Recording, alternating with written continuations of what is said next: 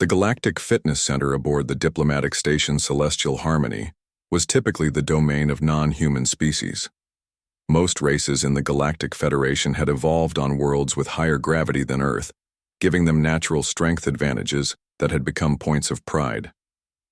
This particular morning, the gym's atmosphere was charged with an unusual energy as a lone human entered the facility. Jack Thompson, Earth's newest diplomatic attaché, stood out immediately. At an average height of 5'10", with an athletic but unremarkable build, he appeared almost fragile compared to the hulking forms around him. The other gym-goers, six-limbed Draveks with their chitinous exoskeletons, the towering blue-skinned Varaxians, and the stocky, dense-muscled Grondars, all paused their workouts to observe the newcomer. "Well, look what wandered in," rumbled Crag, a Grondar physical training instructor whose barrel chest was nearly twice as wide as Jack's. A soft skin from that low-gravity mudball. "Come to watch how real species train?" Jack smiled politely, having expected some form of this reception. Humans were relatively new to the galactic community, and their physical capabilities were often underestimated. "Just here for a workout," he replied, moving toward a rack of weights calibrated for various gravity standards. Crag let out a barking laugh that drew the attention of everyone in the gym. "Those are Varaxian training weights. Their homeworld has twice Earth's gravity. You'll hurt yourself, soft skin." Jack shrugged. "Maybe I'll start light then." The gathering aliens exchanged amused glances. Trill, a lanky Dravek with iridescent exoskeleton plates, stepped forward. "Since you're new here, perhaps you'd like to participate in our morning challenge. Nothing builds interspecies relations like shared physical activity," Trill suggested, mandibles clicking in what Jack recognized as the Dravek equivalent of a smirk. "I'm game," Jack said. "What's the challenge?" Crag gestured toward a machine, in the corner, a vertical column with handholds and a digital display. "Simple endurance test. Hang from the bar. Gravity simulator increases pull gradually. Last one hanging wins."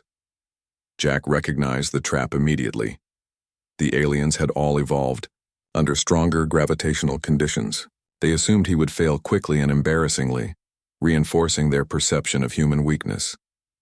What they didn't know was that Jack had been specifically selected for this diplomatic post because of his background as a competitive rock climber and former Special Forces operative. "Sounds fun," Jack said. "Who's joining me?" Minutes later, Jack stood beside Crag, Trill, and a Varaxian named Denox. Each competitor gripped their bar as the machine hummed to life.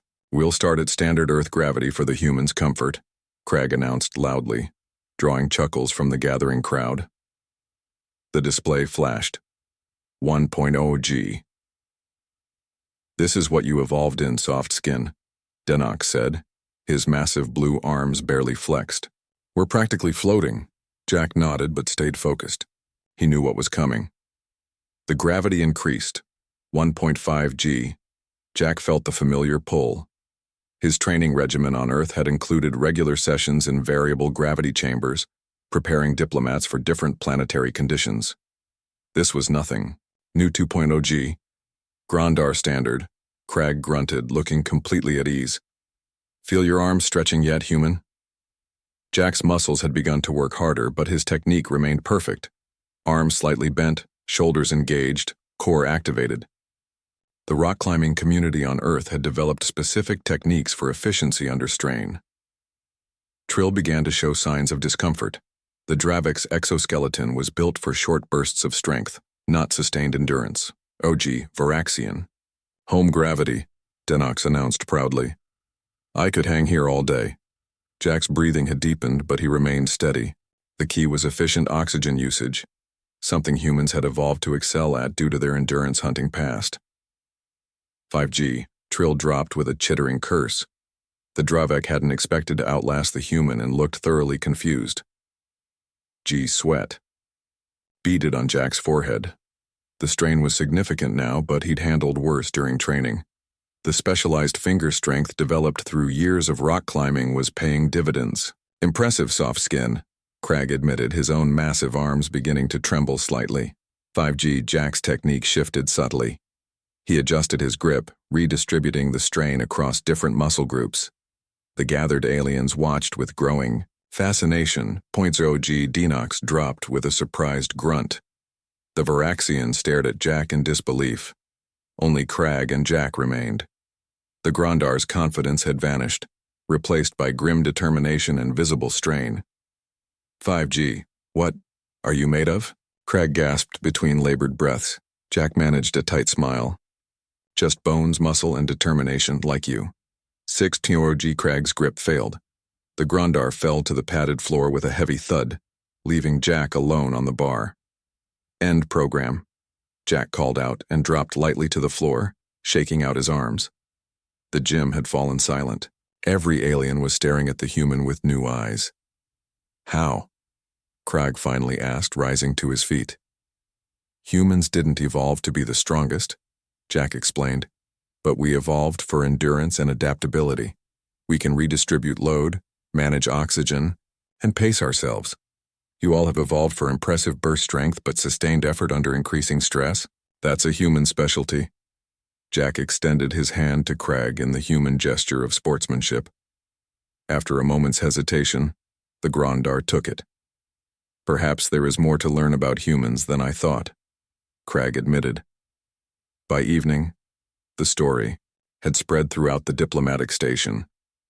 The next morning, Jack returned to the gym to find it unusually crowded. Diplomats from a dozen species had come to train alongside the human who had defied their expectations. As Jack began his warm-up routine, he caught Crag's eye across the room.